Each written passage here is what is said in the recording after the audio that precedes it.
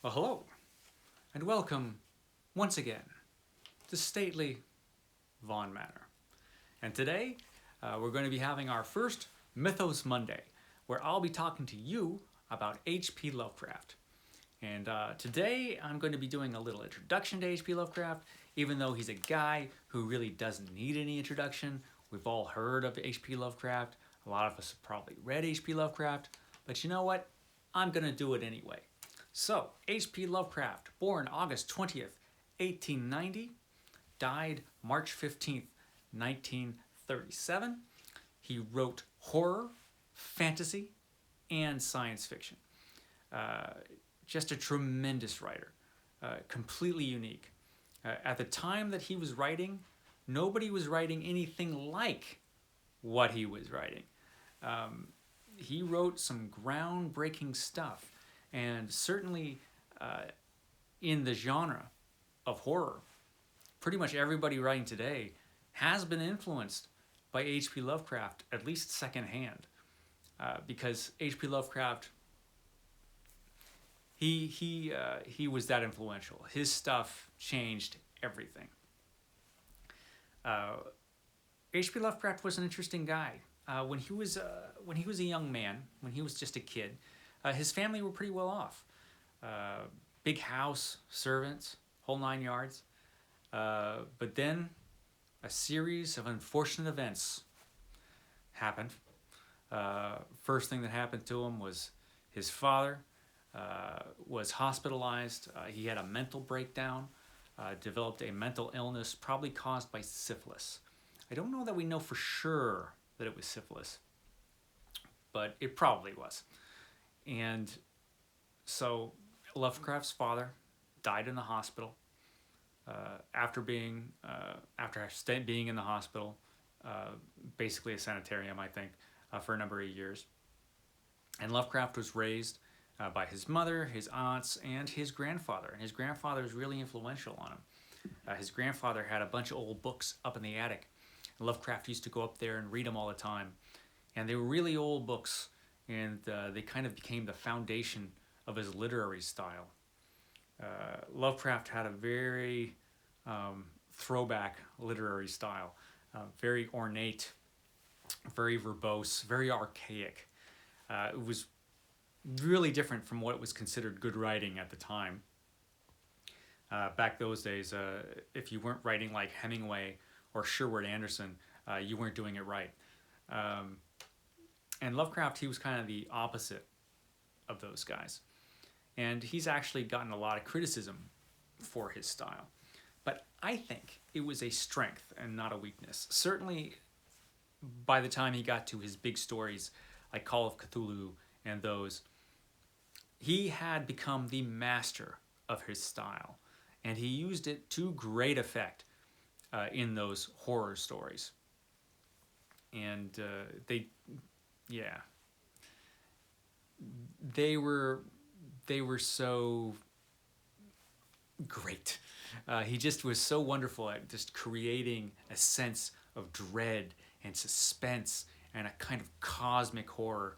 And a lot of that was due to the way that he used his style in his stories.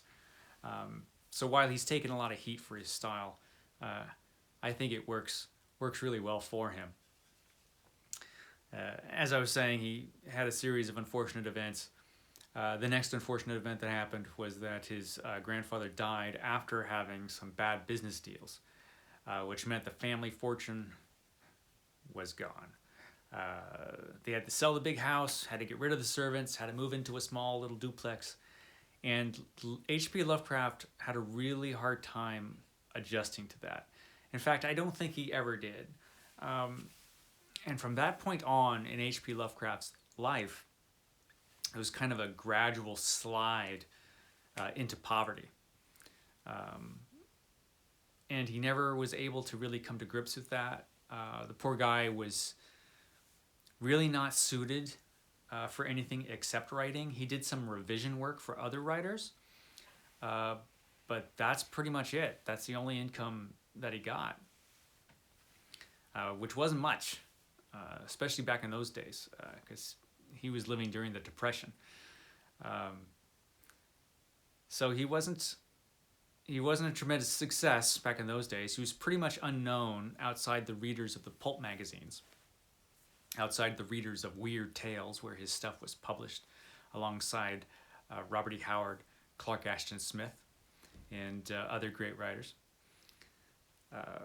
Of course, now, completely different. But he died literally penniless, pretty much. Completely broke and unknown, for the most part. When I first discovered H.P. Lovecraft, it was the 1980s, and I was a teenager. I was probably around 13 years old, 12 or 13 years old, so I was pretty young. And I came upon a paperback copy of The Tomb and other stories. I don't even remember what stories were in that, but I do remember that kind of blew my mind a little bit. I didn't understand it. The literary style was beyond me, but I loved it. And I think I've talked about how I told my stepfather about him. My stepfather went out and got this set of Arkham House books for me of H.P. Lovecraft, and I read those over and over again. I became a Lovecraft fan for life. And back in those days, there wasn't too much Lovecraft out there. He wasn't taken all that seriously. He certainly wasn't the figure that he is now. In the years since then, a lot has changed. I think when he first got published by Penguin Classics, that's when it really started to change, critically for him at least. There was, of course, people taking him seriously before that, but once Penguin published him as a classic, and then when Library of America published him in their volume of tales, he was a classic. He was a classic writer from then on. You really couldn't argue the case that he wasn't. I guess some people still do, but no one listens to them anyway. So one thing I did want to talk to you about is if you have not read H.P. Lovecraft yet, or know just a little bit about him, or just read a little bit here and there, maybe in anthologies, and you want to know where to start with H.P. Lovecraft, there are a lot of editions out there. And I have a couple that I want to recommend. The first one is that Library of America volume, H.P. Lovecraft Tales. And I recommend this one because it's a great one-volume H.P. Lovecraft. There's the man himself, kind of a creepy-looking guy. He looks perfect for the stories that he wrote.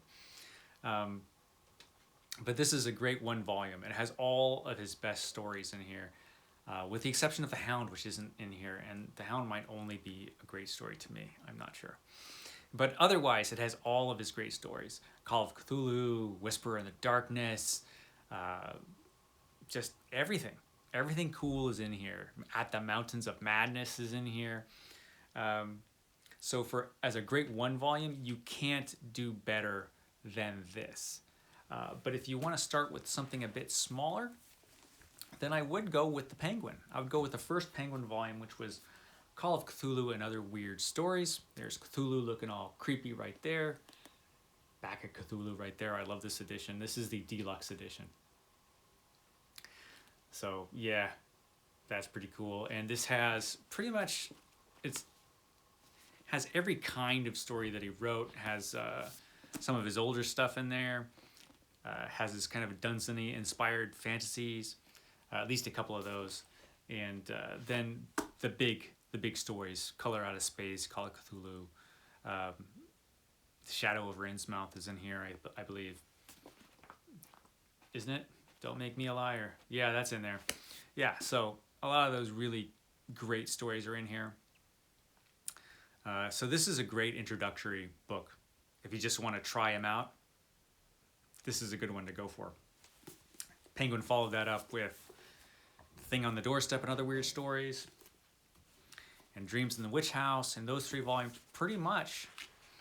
that's pretty much everything that he wrote. Pretty much. There's some other things, but as far as the major fiction, that's everything. He didn't write too much, but what he wrote changed everything. When he started off, he was doing those kind of Edgar Allan Poe supernatural stories and fantasies that were kind of modeled after the Lord Dunsany fantasies. But eventually, he kind of moved away from that, and he gradually progressed into writing more science fiction type of stories. Eventually, the horror was not produced by the supernatural. The horror was produced by science fiction, because when he got to stories like Call of Cthulhu and the stories that followed after that, his Cthulhu Mythos stories, those were not just horror stories, those are science fiction stories.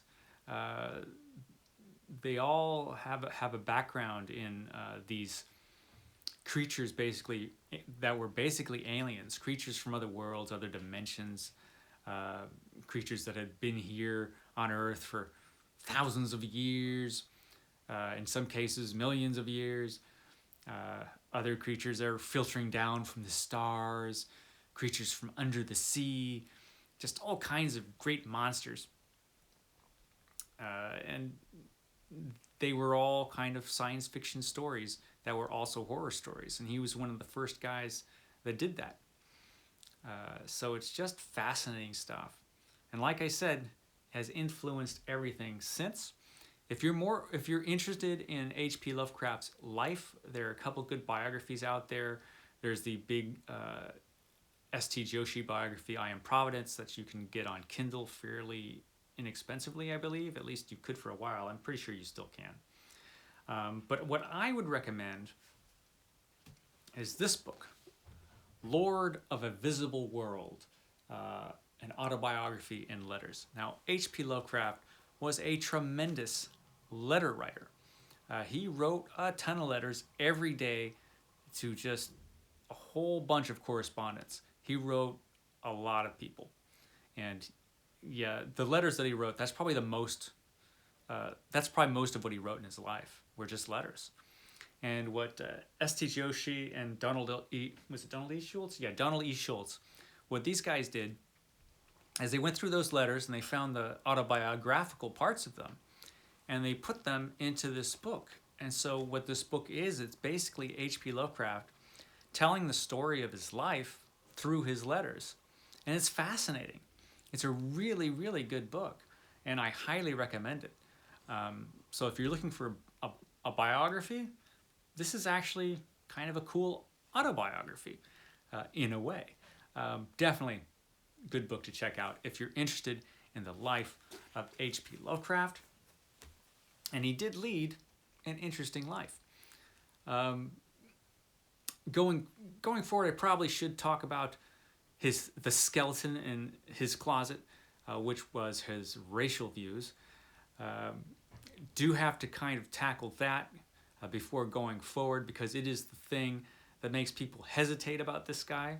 And I understand that because he was a racist, unfortunately. I mean, he was totally xenophobic. He was basically afraid of everybody who wasn't like him. And he was raised in a really racist household, and raised in Providence at a time when a lot of white guys were kind of racist, or really racist. And that's really unfortunate. It's unfortunate that a guy that is as smart as Lovecraft was, and he was really smart, it's unfortunate that he never got past that. Yeah, because he was living in a time when he should have known better. People knew better by that point, and he really should have. So I can understand why people would hesitate about this guy, because he held those views. I would only say this. I think it is important to separate the art from the artist. I think you should. Because if you don't, you're going to lose a lot of art. Especially when you come to writers. A lot of writers had really terrible ideas. And we would lose a lot of literature if we didn't separate those two things. Just think about some of the other writers that we consider classic writers. Jack London, for example. was a horrible racist. This guy who wrote Call of the Wild and White Fang also wrote a bunch of horrible racist stuff, which you will never see nowadays, but he wrote it, and he thought it because he was a big white supremacist, Jack London. And he made no secret about it. We don't hear much about that because Jack London, I don't think, is really relevant the way H.P. Lovecraft is nowadays. Jack London doesn't have the literary influence that H.P. Lovecraft does nowadays. So you're going to hear a lot about Lovecraft and not a lot about Jack London. But that also goes for a lot of other people that were writing around that time or earlier. Just some of the racism you'll find in literature, sexism, some of the awful homophobia you can run across in older books and stories. It's unfortunate, but it was there, and we can't pretend it wasn't. And yeah, we just have to separate the two, because H.P. Lovecraft's stories were great, and he kind of used his xenophobia to populate his fiction with horrible, scary monsters. This was a guy who was scared of a lot, and he was able to focus that in his stories and make really, really scary stories. So that's all I'll say about that. I hope that's enough. And next week, we'll be starting in on his stories. Probably going to be starting with the Call of Cthulhu. I want to go through all his major stuff and then maybe get to some of his smaller stuff or more weird, obscure stuff. Yeah, so that was Mythos Monday for today. Thank you for joining me here at Stately Vaughan Manor. Tomorrow, I'll be having a tag. We'll be doing a Tag Tuesday tomorrow. Wednesday, I'm doing something different. And yeah, I'll probably be back Thursday as well. I don't know yet. We'll find out. So anyway, thank you, and you guys have a great day.